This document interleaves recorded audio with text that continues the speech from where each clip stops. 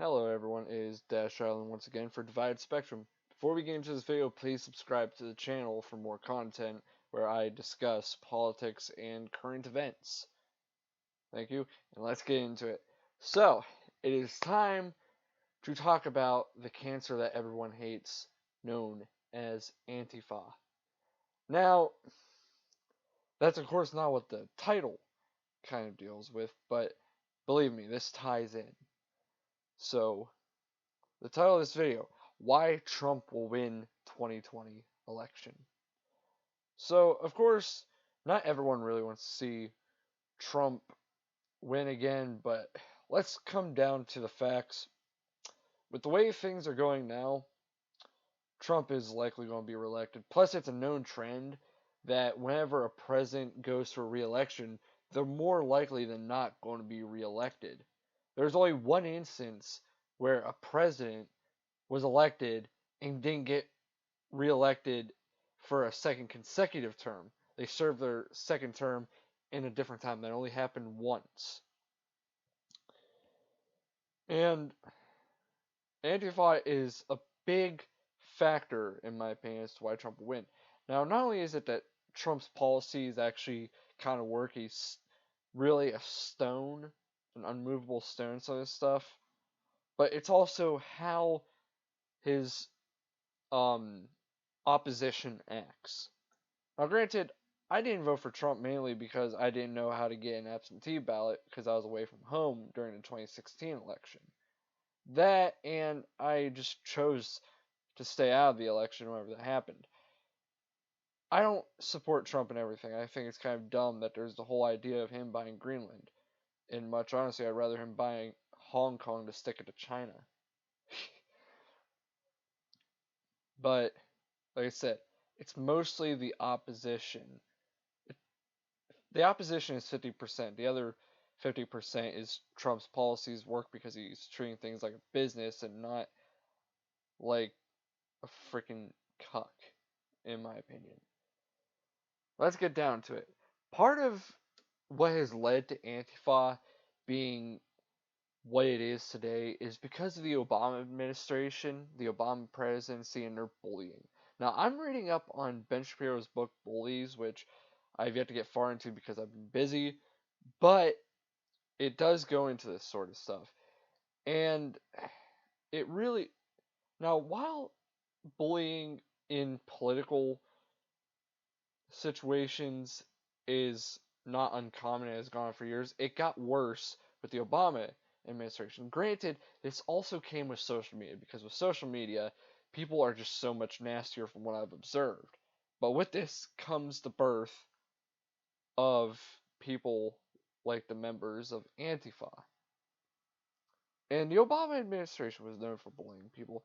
Heck, a lot of times Obama would say things, you don't like this because I'm black. No, we don't like this because it's a horrible idea in our opinions. Now, granted, not everyone's going to have the same opinion. I think Obama screwed us over for many things, such as expanding the power of federal financial aid and whatnot. That made student debt get worse. Because really, a lot of liberal policies that are a bit about expanding the power of government are ultimately horrible. That and our economy went right down the drain with that. So, after that, Trump came in because people were tired of just nothing getting done, nothing getting productive. They wanted someone who could get straight to the point, wasn't afraid about what had to be said to get things on the road, and that was Trump. Now, I do respect Trump a lot for the fact that he's not afraid to say what he has to say. The only thing I don't like is that sometimes he doesn't have the right ideas. Sometimes there are things that really, how do I want to say it? That kind of take control of him. Like, take the recent El Paso and Dayton shootings where he called for red flag laws. That's terrifying because that's an Orwellian nightmare popping up before us. God, I can't speak today. I'm sorry. Um, and whenever there was more of the possibility of Trump getting elected to the point that Trump did get elected, we got Antifa. And Antifa is known to be stupid because they practically popped up after election night at the White House to basically say F Trump and whatnot, but they didn't realize that Trump wasn't president yet. He didn't go into the White House until January of 2017. They were basically yelling at the Obamas. Yeah, that the stupidity amazes me. So what is Antifa? Well, Antifa is the anti-fascist action. That's the old Antifa. And the new Antifa is the same thing, anti-fascist action. But the thing is, their whole name is irony and hypocrisy. And it's a classic example of history repeating itself right in front of our faces. The anti-fascists claim that they're battling fascism when they're really not. They are the fascists themselves, beating down people who disagree with them because their parents never told them that there's going to be intellectual diversity. This is one of those classic things where it's kind of like horrible parenting. Because you know how there's those children, they're spoiled rotten, and whenever they're told no, they just give a big hissy fit. That's what Antifa is. That they were so spoiled under the era of Obama with their ideas that they thought everyone could agree with them, and whenever someone disagreed with them, they went into a friggin' meltdown. And why do I say that they are fascists, that they're anti-fascists claiming to be fascist? Just look at their behaviors. Fascist behaviors are basically infringement of any right, basically shutting down a person's right to a differing opinion, assaulting someone for disagreeing. It's basically assaulting someone for disagreeing with you, like having different ideas, or because you're a white straight male. That's technically classified as a hate crime, but the liberals don't think that. And we've seen how this is all played out. And I had this debate with a person I knew. They said, why will Antifa cause Trump to win? I'm like, do you not see it? And whenever there's this post I had to argue about, they claim that they're on the right side of history. The right side of history is a very egocentric and ironic statement. Take it from Ben Shapiro. I know that I mentioned Ben Shapiro a lot, but Ben Shapiro knows his stuff. After all, he graduated summa cum laude with a BA in political science. He graduated cum laude in Harvard Law School. That is an achievement. Tell you, not many people would even get cum laude in Harvard Law. A lot of people would just be scraping the bottom of the barrel.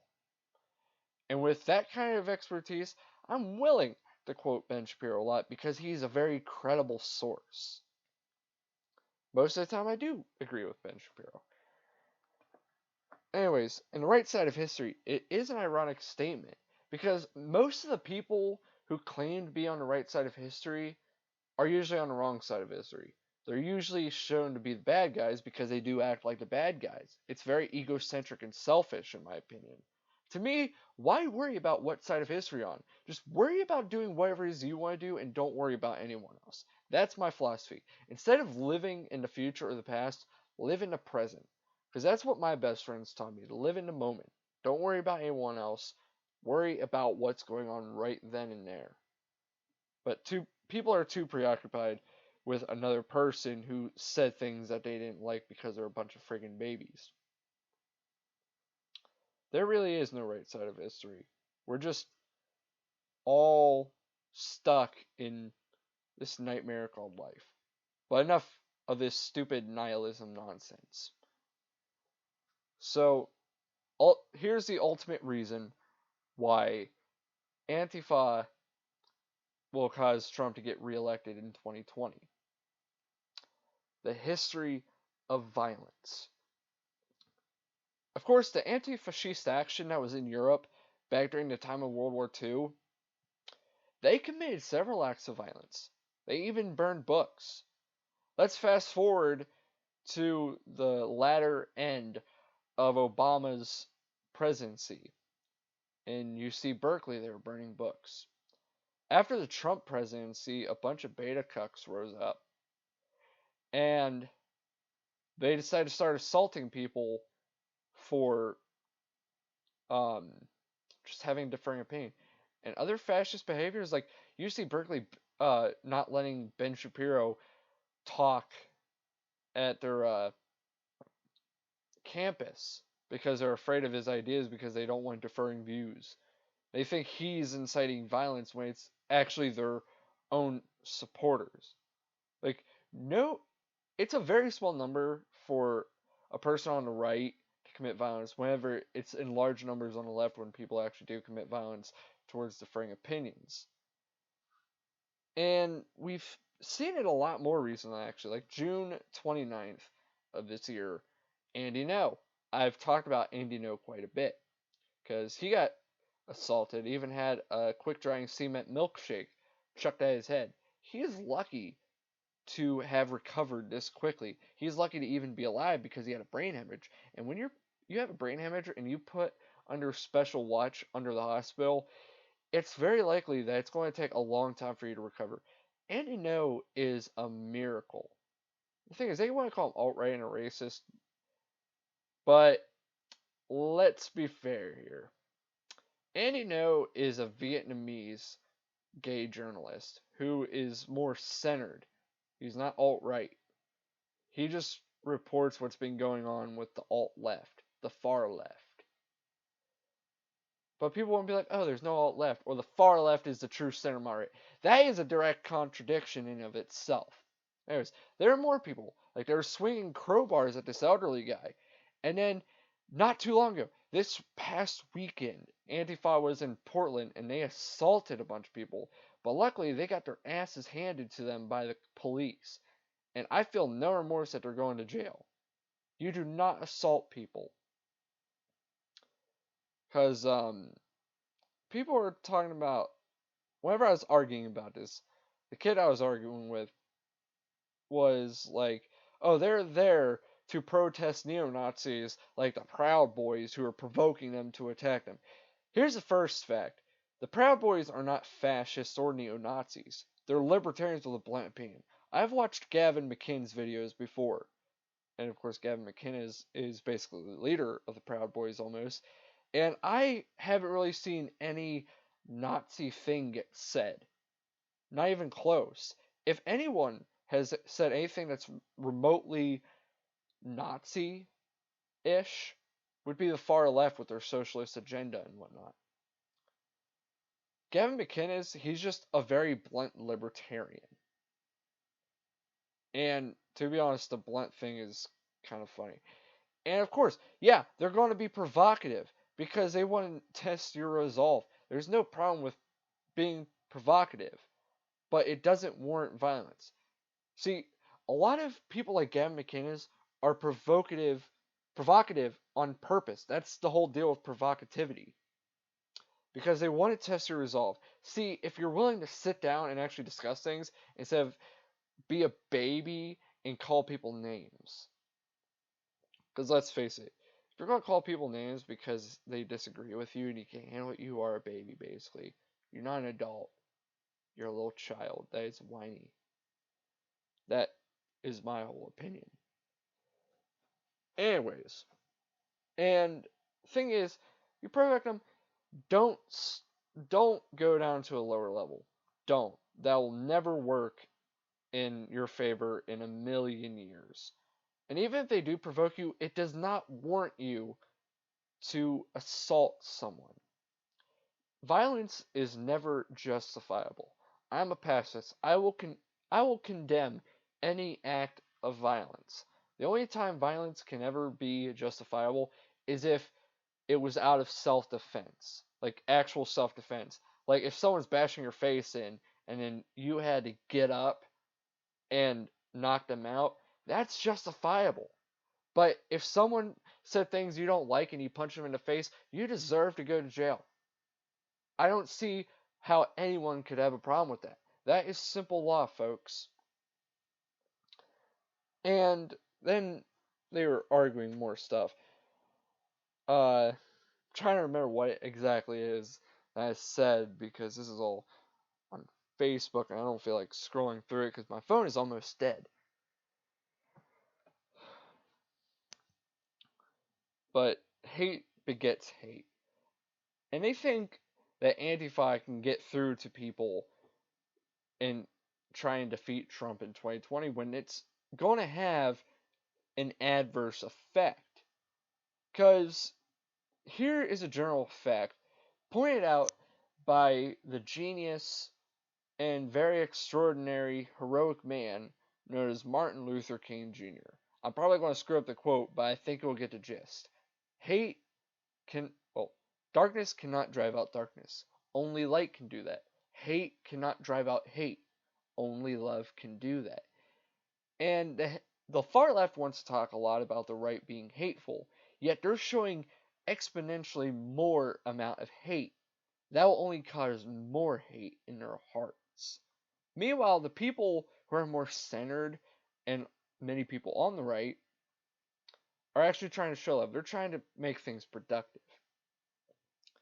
With that being said, here's why this affects the 2020 election. So here's the thing. Many of the people who voted for Trump were either they're centrists, or they were former liberals. Because, here's the deal. When you're in a party and suddenly a group that is full, like has large numbers that claim to represent your party, are committing acts of violence and doing the wrong thing, that turns them off. It makes them feel ashamed, and it drives them to the other side. So basically, the left is red pilling themselves almost. While the sensible people, the smart people, the rational people go to the side that doesn't condone senseless acts of violence from places like Antifa. And people have tried to argue this, or the whole violence deal. Like, you're talking about self-defense, and they were probably using hate speech. Here's the thing. It's hard for hate speech to exist in a country where we have freedom of speech. Because who's going to define hate speech? It's a very ambiguous thing. And with trying to make laws on hate speech, that's going to censor people. And people are just going to go away for stupid shit. I've been trying to keep my composure and use less curse words, but I just got to be blunt from here on out. And the thing is, just because someone disagrees with you on something that is a topic of like gender ideology bullshit, or race treatment in the country or whatever, if they have a simple disagreement on your policy or ideas, that's not hate speech. Actual hate speech is saying racial slurs or sexist slurs, or just anything that is directed towards race, gender, sexuality, or religion or ability. I think I already said ability, I don't remember. If it's directed towards that and it's in a negative light with using offensive slurs, yeah, it's hate speech, but it still gets protected under free speech. The only time your free speech is not protected is if you're infringing on another person's free speech, looking at you, Antifa, or if you incite violence. But then you're probably going to try and go back to the provoking ordeal, like with the Proud Boys. There's a difference between provocation and incitement of violence. Provoking is getting another person, testing their resolve. However, inciting violence is different. It's like people on your side, you're trying to rally them to commit crimes. That's wrong, and your freedom of speech, well, your speech is not protected under the First Amendment. It's no longer free speech. That is the true hate speech. So there's that. And I don't understand why anyone tries to pass off these violence as a small number. No. Here's the difference between a group like Antifa and, let's say, the entire Muslim community. Now, the reason why we designate Antifa as a domestic terrorist organization is because a majority of their numbers commit acts of violence for a political agenda. Terrorism is acts of violence for a political agenda. Just look at 9/11 when they attacked the World Trade Center. That was meant to hit economies while also stoke fear in people for Middle East terrorist groups. Now let's see how the difference is to the Muslim community. The Muslim community mostly is a peaceful group, but there are very small percentages. Well, it's not a very small percentage, but is a fraction of the Muslim community that is radicalized, that the majority of the Muslim community actually rejects. They're the group that commits violence. So we can't say that all Muslims are terrorists, but we can say that Antifa is a domestic terrorist organization. I don't know why people continue to condone their acts of violence. I don't condone any violence. I don't like it doesn't matter what side it's from. If I see violence that is of any violence, I'm going to condemn it because I'm a pretty sensible and rational person on this stuff. And that's it. Like I said with the free speech, like unfortunately, yeah, KKK and Westboro are still around, but they're able to have their free speech as long as they don't cross the lines that should never be crossed. Usually Westboro does that. But the KKK, they manage to skirt along and be protected by free speech because they haven't done anything in decades, basically. Westboro, while they don't commit much acts of violence, they have done a lot of terrible things while hiding behind the law. And I do designate Westboro as a hate group because I really don't like them at all because their views are all over the place. And really, they're just terrible all around. I don't know how anyone condones them either. But that's a smaller percentage compared to the supporters of Antifa. So, that's the bulk of what I had to say about Antifa. Like, they're one of the sole reasons. Not only that, but it's all these celebrities and whatnot that say the nastiest stuff to Trump supporters and even Trump himself that will warrant Trump to get reelected because they hate how all these elitists just really say the worst stuff. And that makes them say, we don't like how this party is. The celebrities that support this party say the most awful things that no one should support. Like Peter Fonda's tweet. This made me think of Peter Fonda's tweet from June 20th, 2018, because he died recently, but I lost respect for him when he made this tweet. He said, we should rip Barron Trump from his mother's arms and put him in a cage with pedophiles and see if mother will stand up against a giant asshole she is married to. 90 million people in the streets on the same weekend in the country. Fuck. That is word for word Peter Fonda's tweet. Like, if you're a pretty rational person, and even if you didn't support Trump, you would have to say that's too far. Why would you wish that on someone, especially their family? That is a line that should never be crossed either. And this elitist acting and bullcrap, the elitist celebrities acting like this, that's another reason why Trump will get elected. So the sole reason why Trump will get reelected in 2020 is the same reason why he'll get reelected. Is the same reason why he got elected in 2016, because of this culture of bullying that is among the left. It's an epidemic in the left. Now, I'm not saying there's no hate in the right. Surely there are actions of hate and whatnot in the right, but it's not as big compared to the left. And one of my friends can even agree. He's center left. He can even say this. He condemns Antifa. I'm pretty sure that. Because where I'm from, we're pacifists. We don't condone any violence. Doesn't matter where you're from. And this whole deal with Antifa, whatnot, it's just like in schools or whenever you get in a fight with your little brother or whatever, and you're talking about stuff and you get in a fight, and then your mother is like, stop it. And then you're like, but he said this. And they're like, doesn't matter. Like, he started it. And then she's like, well, I'm finishing it.